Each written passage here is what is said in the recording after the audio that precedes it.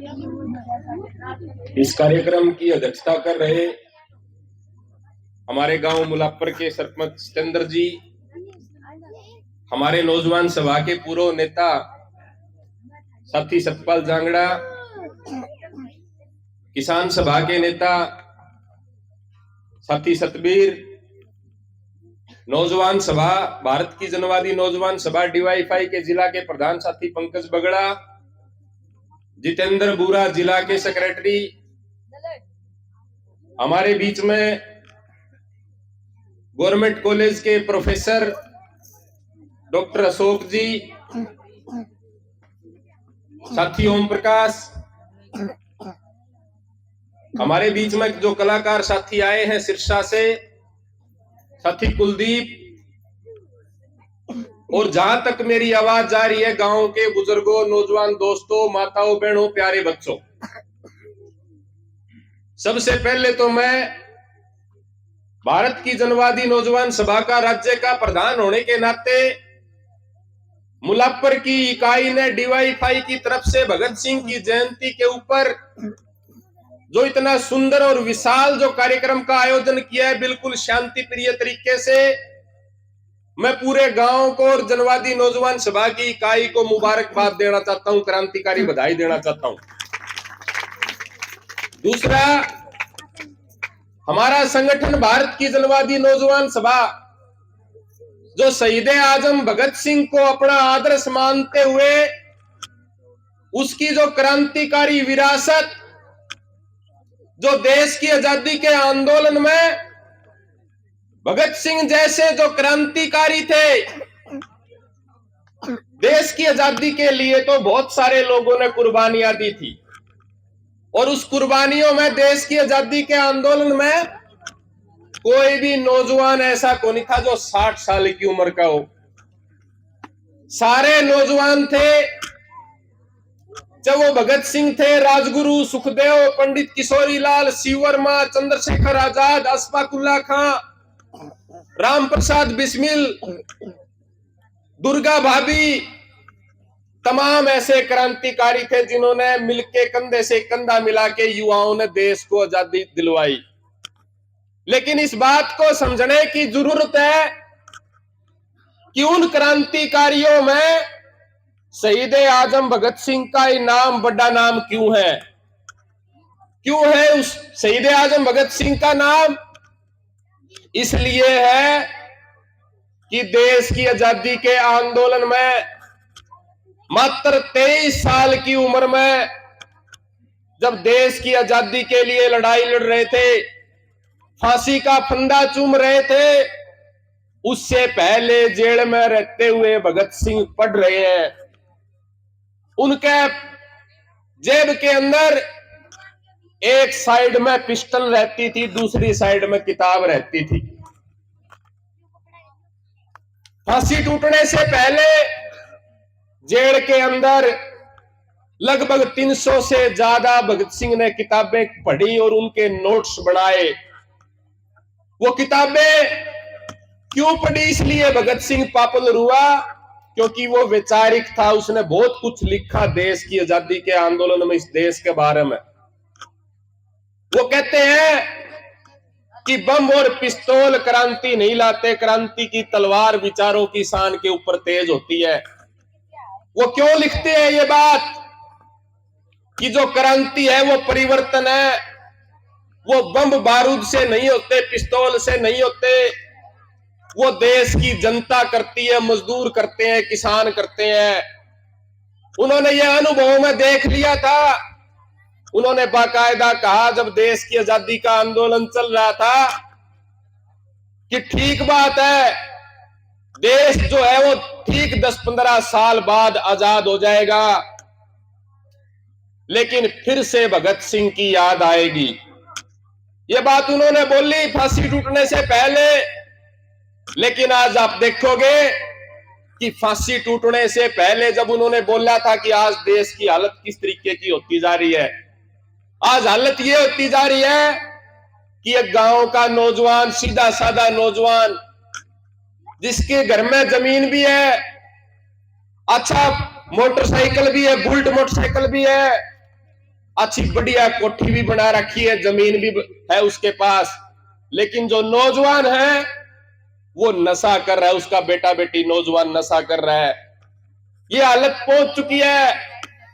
तो इस प्रकार का सपना भगत सिंह नहीं चाहते थे, इस प्रकार का देश भगत सिंह बनाना नहीं चाहते थे। आज हमारे देश के नौजवान बेरोजगारी के चलते जब फॉरेन में नौकरी ढूंढने के लिए जाते हैं डंकी के रास्ते से, तो उन नौजवानों को आज अमेरिका बाकायदा बेड़ियां लगा के ने और पंजाब के वो एयरपोर्ट के ऊपर फेंक के चले जाते हैं। ऐसा भारत बनाने का सपना भगत सिंह ने नहीं देखा था। वो कहते हैं, उन्होंने जब फांसी टूटने से पहले 2 नारे लगाए थे, साम्राज्यवाद मुर्दाबाद, इनकलाब जिंदाबाद। इनकलाब का मतलब परिवर्तन। जब तक मजदूर किसान की जिंदगी में बदलाव नहीं होगा, इस देश के अंदर बदलाव नहीं होगा, इस समाज के अंदर जो गैर बराबरी है वो खत्म नहीं होगी। भगत सिंह ने बाकायदा लिखा है किताबों के अंदर कि एक इंसान किसी दूसरे इंसान का शोषण न करे, सबको भाईचारा करना सिखलाए, प्यार प्रेम से रहना सिखलाए। मैं ऐसे धर्म को मानता हूं, ऐसा देश बनाने का सपना भगत सिंह ने देखा था। इसलिए हमारे जो नौजवान है, जो हमारी युवा पीढ़ी है, एक तरफ तो आप देखोगे कि जेल के अंदर भी नौजवान है, भगत सिंह की फोटो लगा के न बुलेट मोटरसाइकिल के ऊपर बड़बड़ बड़बड़ करते जाओगे, छोरियां छेड़ेंगे, सिट्टी मारेंगे। इसका मतलब फोटो लगाने तक भगत सिंह नहीं बना जा सकता।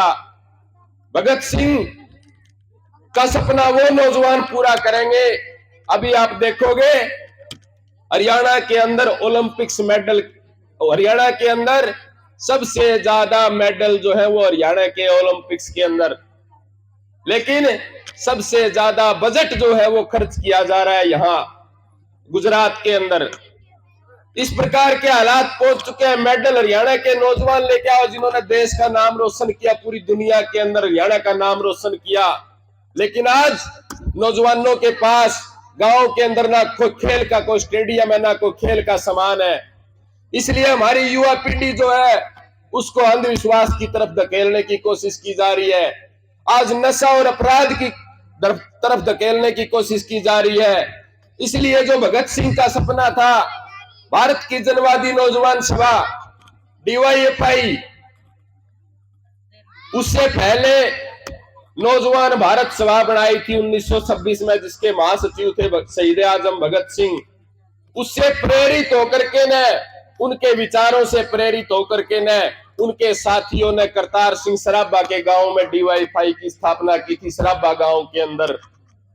तब से लेके हमारा जो संगठन है भारत की जनवादी नौजवान सभा, वो उन शहीदों के विचारों से प्रेरित होकर के न नौजवानों के बीच में काम कर रही है, आम जनता के बीच में काम कर रही है और इस तरीके के कार्यक्रम का आयोजन कर रही है। मैं एक बात कह के अपनी बात खत्म करूंगा। जब बाबा सोहन सिंह भकना जो गदर पार्टी के संस्थापक थे, जब भगत सिंह ने भूख हड़ताल शुरू की तो बाबा सोहन सिंह भकना ने भी, जिसकी सजा माफ हो गई थी, जेल से छूटने वाले थे, तो वो भी शहीद आजम भगत सिंह के साथ जेल में भूख हड़ताल के ऊपर बैठ गए। भूख हड़ताल के ऊपर बैठ गए तो एक दिन भगत सिंह से कोई रिश्तेदार मिलने के लिए आ जाता उस भूख हड़ताल के ऊपर। तो सोहन सिंह भकना कहते हैं कि भगत सिंह आज तेरा कोई रिश्तेदार मिलने के लिए आया है। तो सोहन सिंह भकना को एक ही जवाब था भगत सिंह का कि पहले रिश्तेदार तो मेरे वो है जो मेरे साथ देश की आजादी के आंदोलन में मेरे साथ जेल के अंदर है, और दूसरे रिश्तेदार मेरे वो है जो मेरी तरह देश की आजादी के लिए जेल से बाहर लड़ाइयां लड़ रहे अंग्रेजों के खिलाफ, और तीसरे रिश्तेदार मेरे वो होंगे जो मेरे सपनों को, मेरे विचारों के, मेरे अधूरे कामों को आगे तक बढ़ाएंगे, उसको पूरा करेंगे। इसी आशा विश्वास के साथ आप लोगों ने मेरी बात सुनी, तो ये काम जो उनके अधूरे सपने हैं उनको पूरा करने के लिए भारत की जनवादी नौजवान सभा पूरे देश के अंदर, अलग अलग पूरे डिस्ट्रिक्ट्स के अंदर, हिसार के अंदर काम कर रहा है। और आज भगत सिंह की पूर्व संध्या के ऊपर ये कार्यक्रम कर रहे हैं। भगत सिंह की जो जयंती है वो 28 सितंबर 1907 को भगत सिंह का जन्म हुआ था। उसकी जयंती पे अलग अलग यूनिटों के ऊपर हम ये कार्यक्रम को लेके जा रहे हैं। और हमारा जो संगठन है भारत की जनवादी नौजवान सभा, वो 3 नवंबर को, जिसको भगत सिंह अपना आदर्श मानता था, करतार सिंह सराभा को, लुधियाना के अंदर सराभा गांव में एक जत्था लेके जाएगा, एक बड़ा कार्यक्रम करेगा। इसी प्रकार से इसी आशा विश्वास के साथ आप लोगों ने मेरी बात सुनी। इनकलाब जिंदाबाद, साम्राज्यवाद मुर्दाबाद, समाजवाद जिंदाबाद।